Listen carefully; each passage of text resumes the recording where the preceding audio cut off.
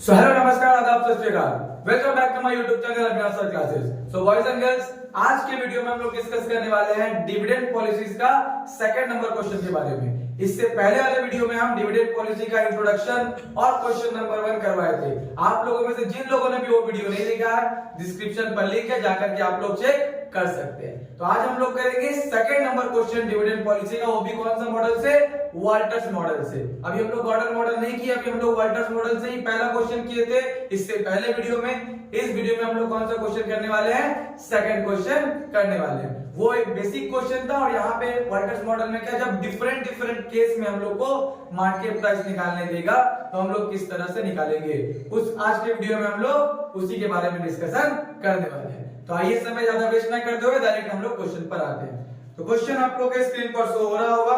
हम लोग जो क्वेश्चन कर रहे हैं वो है प्रॉब्लम नंबर 6, जिसमें बोला गया है गानी company has 1 lakh equity share of 10 each fully paid. तो गानी कंपनी के पास 1 लाख इक्विटी शेयर है और एक शेयर का दाम 10 रुपया है।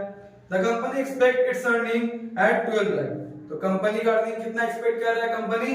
12 lakh. And cost of capital 10% for the next financial year. और कॉस्ट ऑफ कैपिटल कितना एक्सपेक्ट किया जा रहा है? 10%। Using the Walters model, what dividend policy would you recommend when the rate of return on investment of the company is estimated at 8% and 12%? तो यहाँ पे rate of return में क्या, दो केस हम लोग को दिया है। अगर रेट ऑफ रिटर्न 8% होगा तो आप कौन सा डिविडेंड पॉलिसी रिकमेंड करते हैं? अगर रेट ऑफ रिटर्न 12% होगा तो आप कौन सा डिविडेंड पॉलिसी मतलब क्या करते हैं? रिकमेंड करते हैं। तो what will be the price of equity if your recommendation are accepted? तो अगर आपका रिकमेंडेशन को एक्सेप्ट किया जाता है तो कौन सा मतलब कितना मार्केट प्राइस हम लोग का होने वाला है इक्विटी शेयर का? तो देखिए, तो हम लोग का कॉस्ट ऑफ कैपिटल कितना है? 10% दिया हुआ है इंफॉर्मेशन में। अर्निंग यहाँ पे 12 लाख दिया है ओवरऑल, जिसको हम लोग नंबर ऑफ शेयर से डिवाइड करेंगे तो हम लोग का क्या आ जाएगा? अर्निंग आ जाएगा। तो हम लोग क्वेश्चन बनाना शुरू करते हैं। तो पहले जो इंफॉर्मेशन है उसको लिखेंगे।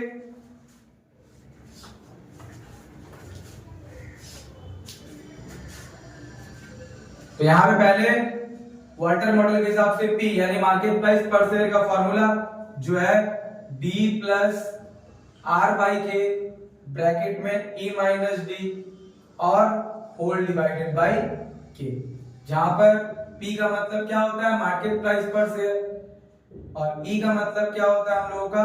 अर्निंग्स पर शेयर। तो अर्निंग पर शेयर नहीं दिया हुआ है तो अर्निंग पर शेयर कैसे निकालेंगे? जो भी टोटल अर्निंग दिया है उसको हम लोग क्या करेंगे? नंबर ऑफ शेयर से डिवाइड कर लेंगे। तो टोटल अर्निंग हम लोग का कितना दिया हुआ है क्वेश्चन में? टोटल अर्निंग हम लोग का दिया हुआ है 12 लाख और नंबर ऑफ शेयर कितना है? 1 लाख। तो इस तरह से अर्निंग पर शेयर हम लोग का कितना आ गया? 12 रुपीज, 12 रुपया। उसके बाद आर रेट ऑफ रिटर्न तो चलिए दो केस में दिया हुआ है। के कितना दिया हम लोग का? के का मतलब क्या होता है? कॉस्ट ऑफ कैपिटल, जो हम लोग का इस क्वेश्चन में दिया हुआ है 10%। अगर उसको डेसिमल में चेंज किया जाए तो कितना हो जाएगा? 0.1। डी यानी कि डिविडेंड, जो हम लोग का डिविडेंड पॉलिसी कितना पे आउट रेशियो रखना उसके हिसाब से निकलेगा। और आर का यहाँ जो रेट ऑफ रिटर्न है उसका यहाँ पे दो कंडीशन दिया है, एक में पहला केस में 8%, दूसरा केस में 12% है। तो हम लोग इसको एक स्टेटमेंट बनाकर करते हैं, लिखेंगे स्टेटमेंट शोइंग, ठीक है, क्या निकालना है हम लोग को? Market price of equity.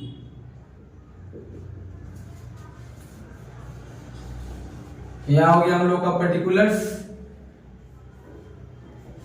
यहां है केस 1 और यहां है केस 2। केस किसके हिसाब से हुआ है? रेट ऑफ रिटर्न के हिसाब से। तो केस 1 में हम लोगों का जो R है रेट ऑफ रिटर्न वो कितना परसेंट है? 8%। R जो है कितना है? 8%। इसको डेसिमल में चेंज करेंगे तो 0.08। और केस 2 में हम लोग का जो R है वो है 12%। अगर उसको डेसिमल में चेंज किया जाएगा तो कितना होगा? 0.12। तो डिफरेंट केस में दिया हुआ है, इसलिए हम लोग डिविडेंड पॉलिसी कैसे 0 से लेकर के पूरा 100% तक ही निकालेंगे। तो यहाँ पे लिखेंगे पहला सिचुएशन ए।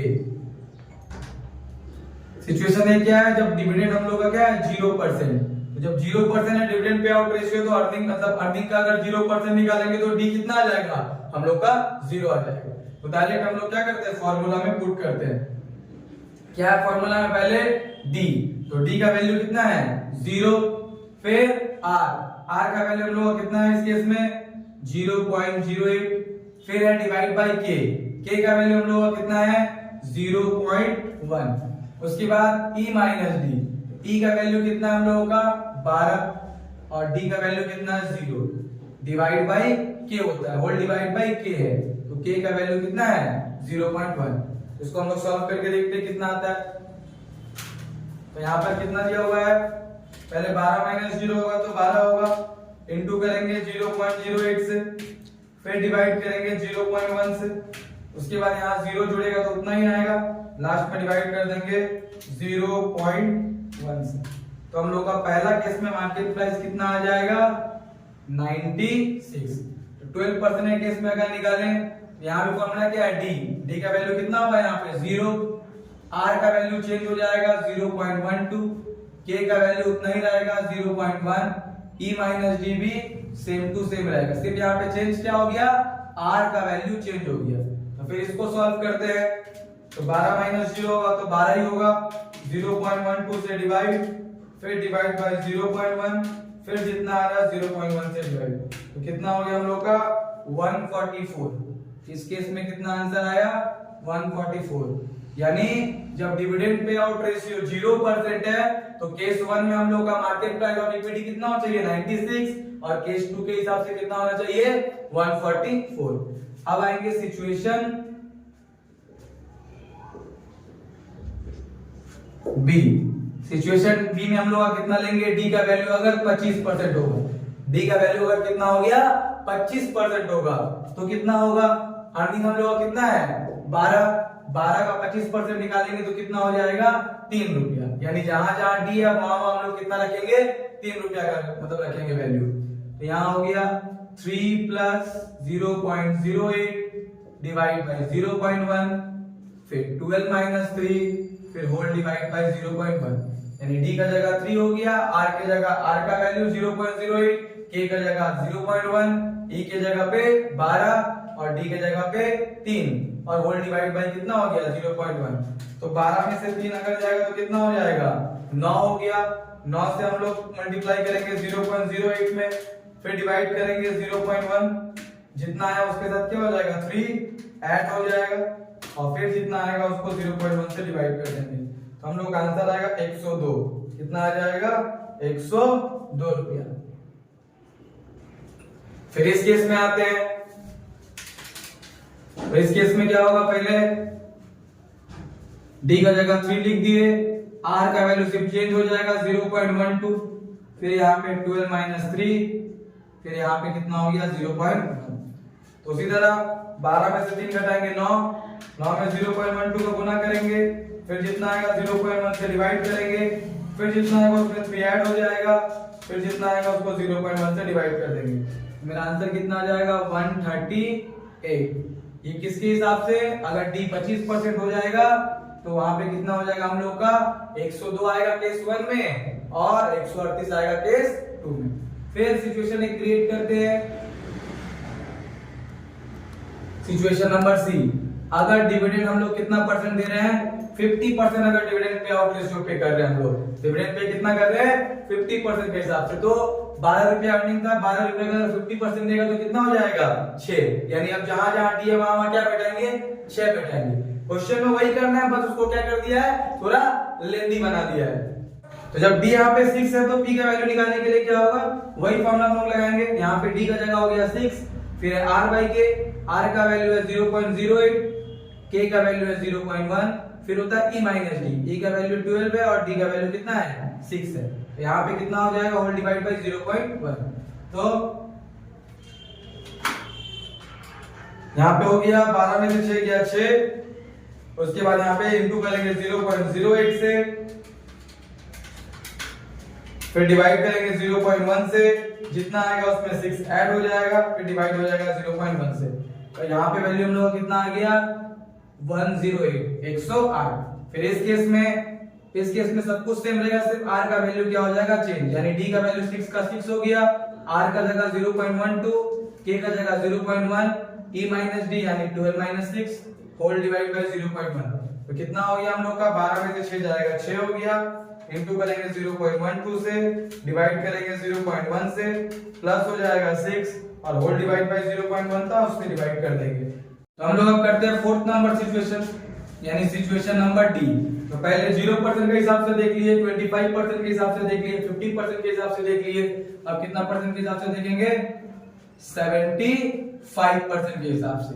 अगर डी 75% है यानी डिविडेंड पे आउट रेशियो कितना है 75%, यहाँ 12 है, 12 रुपए का 75% निकालेंगे तो कितना आ जाएगा डिविडेंड 9 रुपया।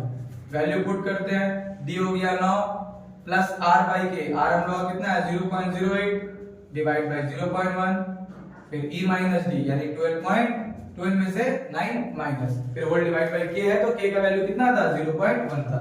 कैलकुलेशन करेंगे कितना है यहाँ पे 12 माइनस 9 इंटू 0.08, फिर डिवाइड बाय 0.1, फिर ऐड करेंगे 9, फिर डिवाइड करेंगे 0.1 से, तो हम लोग आ गया 114।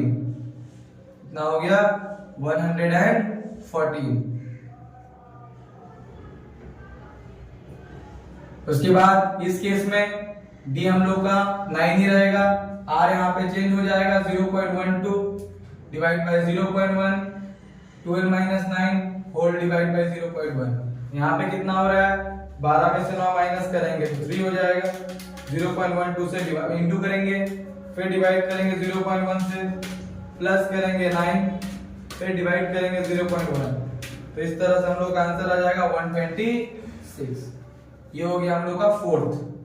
अब लास्ट सिचुएशन, अगर हम लोग डिविडेंड पे आउट रेशियो कितना कर दे, पूरा का पूरा मतलब क्या कर दे पे कर दे, यानी 100% अगर डिविडेंड पे आउट कर दे रहे, पूरा डिविडेंड पे कितना कर दे रहे 100%, अर्निंग कितना है 12 का 100% निकालेंगे तो कितना हो जाएगा 12, तो मार्केट प्राइस कितना होना चाहिए इक्विटी का, तो वही फॉर्मूला, डी का जगह 12 हो गया, आर की जगह 0.08, के की जगह 0.1, e माइनस डी यानी 12 e का भी वैल्यू है और d का वैल्यू भी यहाँ पे कितना है 12 ही है, और फिर होल डिवाइड बाई k यानी 0.1। तो 12 में से 12 जाएगा तो क्या हो गया 0, 0 से मल्टीप्लाई होगा या डिवाइड होगा सब 0 हो जाएगा, यानी यहाँ पे क्या बचा सिर्फ और सिर्फ 12 डिवाइड बाई 0.1, तो कितना आ गया 120। और यहाँ पे p का वैल्यू निकालने के लिए क्या करना पड़ेगा, वही यहाँ पे पूरा 100% है तो d का वैल्यू कितना हो जाएगा, यहाँ भी 12 हो जाएगा, सिर्फ r में चेंजेस आएगा, r यहाँ पे 0.12 डिवाइड बाय 0.1, फिर यहाँ पे e माइनस डी, e का वैल्यू भी 12 है, d का वैल्यू भी 12 है, डिवाइड बाय 0.1। यहाँ भी सेम 12 में से 12 जाएगा 0, 0 से किसी में इंटू करें डिवाइड करें तो वैल्यू क्या हो जाएगा 0, यहाँ सिर्फ कितना बचा 12 डिवाइड बाय 0.1 करेंगे तो कितना हो जाएगा 120। तो ये था जब अलग अलग सिचुएशन से हम लोग को मार्केट वैल्यू निकालने बोलेगा या प्राइस ऑफ इक्विटी निकालने बोलेगा मार्केट प्राइस, तो हम लोग अलग अलग सिचुएशन में इस तरह से टेबल बना करके निकाल सकते हैं, जिसमें केस भी अलग बोल सकता है और सिचुएशन भी अलग बोल सकता है। ये क्वेश्चन में हम लोग को फॉर्मूला एक ही यूज करना है, बस इसको क्या कर देगा थोड़ा सा लेंदी करके आप लोगों को दे देगा। आई होप सबको ये वीडियो मतलब सबको ये क्वेश्चन समझ में आया होगा। वीडियो अगर पसंद आता है तो वीडियो को लाइक कीजिए और अपने दोस्तों के साथ ज्यादा से ज्यादा इसको शेयर कीजिए, और हमारे चैनल में नए हैं तो चैनल को सब्सक्राइब कीजिए।